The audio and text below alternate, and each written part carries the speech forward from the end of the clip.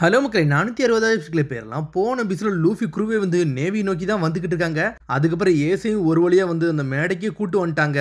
உன்னை ஏச பத்தி எல்லா உண்மையும் சொல்ல போறாரு செங்கக்கு. என்னை பத்திலாம் நீ எதுவும் சொல்ல வேண்டாம்னு சொல்லிக்கிட்டு இருக்கான் ஏஸ். டே ஏஸ், உங்க அம்மா பேரு போர்டகஸ் டி ரோகு அதுதானே அப்படின்னு சொல்லிட்டு வர ஆரம்பிக்கிறாரு. பார்த்தா ஏசோட உண்மையான பேச்சை பத்தி எல்லாத்தையும் சொல்ல ஆரம்பிக்கிறாரு அவரு.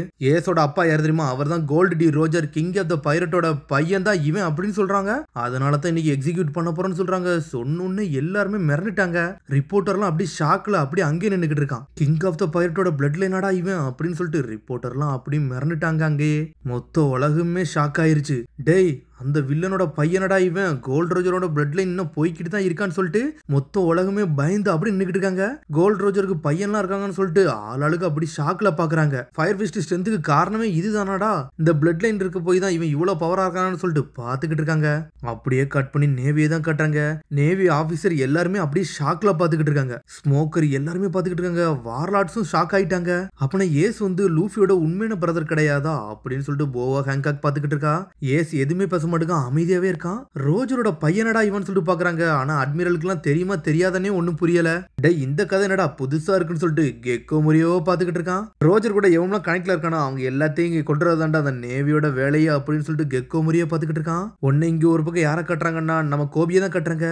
லூஃபியோட அண்ணன்னா நான் டிராகனோட பையன் தானடா நினைச்சேன், ஆனா இது உண்மையான பையன் கிடையாது போலுக்கு, தத்து பையனா இருப்பானோன்னு சொல்லிட்டு பாத்துக்கிட்டே இருக்கான். கோபி ரெண்டு பேரும். கார்ப் அப்படி ஷாக்ல பாக்குறாரு. கார்ப்புக்கு மட்டும் தான் அந்த உண்மைலாம் தெரியும். கார்ப் அப்படி ஏசைய பாத்துக்கிட்டே இருக்காரு. அப்படி பழைய விஷயத்தை தான் அப்படி கொஞ்சம் கொஞ்சமா யோசிச்சு பாக்குறாரு அவரு. கார்ப்னு சொல்லிட்டு ஒரு சத்தம் வருது. பார்த்தா கூப்பிடுறது வேற யாருமே இல்ல, அது கோல்டு டி ரோஜர் தான் கூப்பிடுதான். டே கார்ப், எனக்கு குழந்தை பிறக்க போகுது, அது உனக்கு தெரியுமா? இதை என்னால நம்பவே முடியலன்னு சொல்லிக்கிட்டு இருக்கான் அவன். ஆனா ஒரு விஷயம், என் குழந்தை பிறக்கல, நான் உயிரோடையே இருக்க மாட்டேன்னு சொல்லிட்டு ரோஜர் பேசிக்கிட்டு இருக்காரு. ஆனா எதுவுமே பேச மாட்டேங்காரு கார்ப். டே, நான் ஒரு நேவி ஆபீசர், ஏன்ட்ட எதுக்குடா இதெல்லாம் சொல்லிக்கிட்டு இருக்க? நீ சாகுற மாதிரி உன்னோட பையனும் சாகணுமா இல்ல உன் குழந்தை சாகணுமான்னு சொல்லிட்டு அவர் கேட்டுக்கிட்டு இருக்காரு. அதனாலதான் ஓன்ட்ட நான் சொல்றேன்னு சொல்றாரு கோல்ட் ரோஜர். கார்ப் அப்படி ஷாக் ஆகுறாரு. கவர்மெண்ட் கண்டிப்பா என் குடும்பத்தை ஃபுல்லத்தையும் தேடி அவங்கள கொல்லவும் போகும், அதனாலதான் இந்த விஷயத்தை பத்தி நான் ஓன்ட்ட சொல்றேன்னு சொல்றாரு அவரு. இந்த உலகத்துல பிறக்காத குழந்தையே அவங்க பனிஷ்மெண்ட் பண்ணுவாங்களா கார்ப்? இது தப்பு இல்லையா? இது உனக்கு இன்னும் புரியலையான்னு சொல்லிட்டு ரோஜர் கேட்டுக்கிட்டு இருக்காரு. நான் உன்னை சில விஷயத்துக்காண்டி தான் உன்னை நான் நம்புறேன், உன்னை நான் என் ஃப்ரெண்டா தான் பாக்குறேன்னு சொல்றாரு ரோஜர். ஆனா கார்ப்பும் அமைதியா இருக்காரு, தலையை திருப்பி நின்னுக்கிட்டு இருக்காரு அவரு. ஆனா ரோஜர் சிரிச்சுக்கிட்டே இருக்காரு. கண்டிப்பா நீ என் குழந்தைய பாதுகாப்பா எனக்கு தெரியும்னு சொல்றாரு அவரு. டே, செல்ஃபிஷ் தனமா என்கிட்ட இதெல்லாம் சொல்லாதன்னு சொல்லிக்கிட்டு இருக்காரு அவரு. கண்டிப்பா நீ ப்ரொடெக்ட் பண்ணியே தீருவோன்னு சொல்றாரு ரோஜர். பார்த்தா கார்ப் எதுவுமே பேசாம ஷாக்ல பின்னாடியே போய்கிட்டு இருக்காரு. இந்த குழந்தை பிறந்தோடனே இந்த குழந்தை நீ நல்லபடியா பாத்துக்கோன்னு சொல்லியிருக்காரு அவரு. என்னன்னு பார்த்தா போர்டகஸ் டி ரோக தான் காட்டுறாங்க. அவ்வளோ ஒரு இடத்துல இருக்கா.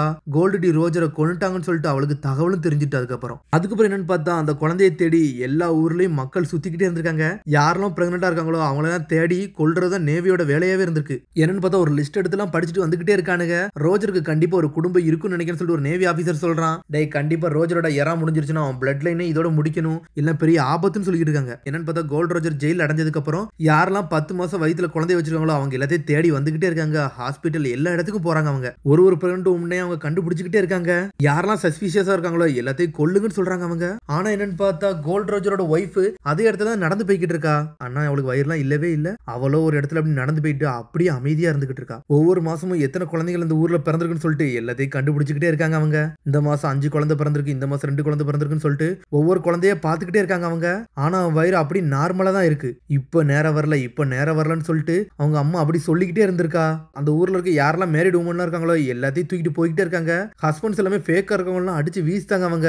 ஒரு பொண்ணு அப்படி கூட்டு போய்கிட்டு இருக்காங்க. இன்னும் நேரம் வரலன்னு சொல்லிட்டு சொல்லிக்கிட்டே இருக்காங்க. நீ இப்ப வெளியே வரக்கூடாதுன்னு சொல்லிட்டு வயித்துல வச்சுக்கிட்டே இருக்கா. என்னைய மன்னிச்சிருன்னு சொல்லிக்கிட்டே இருக்காவா. பார்த்தா எல்லா ஊர்லயும் அவனுக்கு செக் பண்ணிக்கிட்டே இருக்கானுங்க. டைம் வரலன்னு சொல்லிட்டு அவ சொல்லிக்கிட்டே இருக்கா. காலங்களோ போய்கிட்டே இருக்கு. சார் 10 மாசம் முடிஞ்சிருச்சு சார், இந்த ஊர்ல யாருமே பிரெக்னன்ட் லேடி இல்லன்னு சொல்றாங்க அவங்க.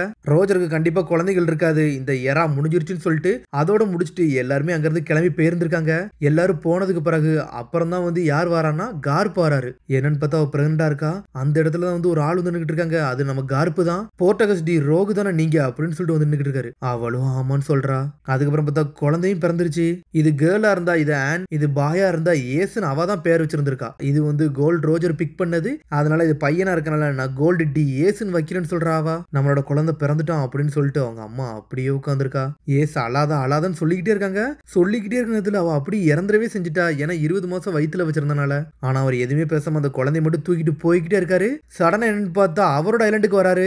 டாடான் இந்த குழந்தைய நீ தான் வளர்க்கணும்னு சொல்லிக்கிட்டு இருக்காரு அவரு. யாரோட குழந்தை இதுன்னு சொல்லிட்டு டாடான்னு ஒரு பக்கம் கேட்டுக்கிட்டு இருக்கா. பார்த்தா கை குழந்தையிலே அவர் தூக்கிட்டு வந்துட்டாரு. அதுக்கப்புறம் பார்த்தா கார்பா தான் திரும்பி காட்டுறாங்க. என்னன்னு பார்த்தா நம்ம லூஃபியும் கூட்டு வராரு. இனிமேல் நீ டாடான் கூட தான்டா வாழணும்னு சொல்றாரு அவரு. நாளா வாழ மாட்டேன்னு சொல்றான். இனிமேல் நல்ல விதமா இருக்குன்னு சொல்லிட்டு லூஃபி தலையில அடிச்சு கூட்டு வராரு அவரு. அதை பத்தியில தான் அவர் யோசிச்சு பார்த்துக்கிட்டு இருக்காரு. லூஃபி நானும் ரொம்ப மோஸ்ட் டேஞ்சரஸான பிளட் லைன்ல பிறந்துட்டோம். அதான் எங்களோட பிரச்சனைன்னு சொல்லிக்கிட்டு இருக்கேன். ஏசு ஒரு பக்கம் அவரோட பேர் எனக்கு பிரச்சனை இருக்கலதான். எங்க அம்மாவோட பேர் போர்ட்டகஸ் நான் எடுத்துக்கிட்டு இருந்தேன். இப்போ எங்க அப்பாவோட பிரச்சனைனால தான் நானும் சாக போறேன்னு சொல்லிக்கிட்டு இருக்கான். ஓல்டு மேன் என்னோட அப்பா ஒயிட் பேர்டு மட்டும் தான், வேற யாருமே கிடையாது சொல்லிட்டு ஏசு சொல்லி இருந்திருப்பான். அதெல்லாம் கார்பி இப்ப யோசிச்சு பார்த்துக்கிட்டு இருக்காரு. அதுக்கப்புறம் செங்குக்கு எல்லாத்தையும் சொல்ல ஆரம்பிக்கிறாரு. 2 வருஷத்துக்கு முன்னாடி உங்க அம்மாவோட பேரை முன்னாடி வச்சுட்டு இந்த கடலுக்குள்ள நீ இறங்கின விஷயத்துல இருந்து நான் சொல்ல ஆரம்பிக்கிறேன்னு சொல்லிக்கிட்டு இருக்காரு அவரு.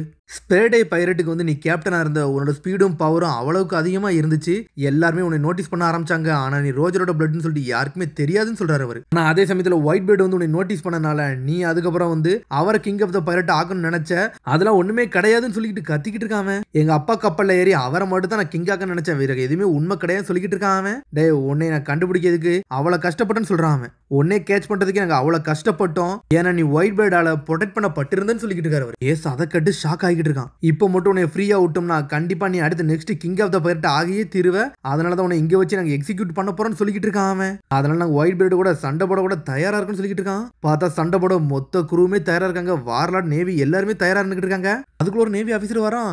சார் இங்க கேட் ஆஃப் ஜஸ்டிஸ் வந்து எந்த ஆர்டர்லயுமே ஆட்டோமேட்டிக்கா ஓபன் ஆகுது சார், ஒண்ணுமே புரியலன்னு சொல்றாங்க. அவங்க கண்ட்ரோல் ரூம் எங்களால கான்டாக்ட் பண்ணவே முடியலன்னு சொல்றான். என்னடா நடக்குன்னு சொல்லிட்டு ஷாக் ஆகிட்டு இருக்காங்க.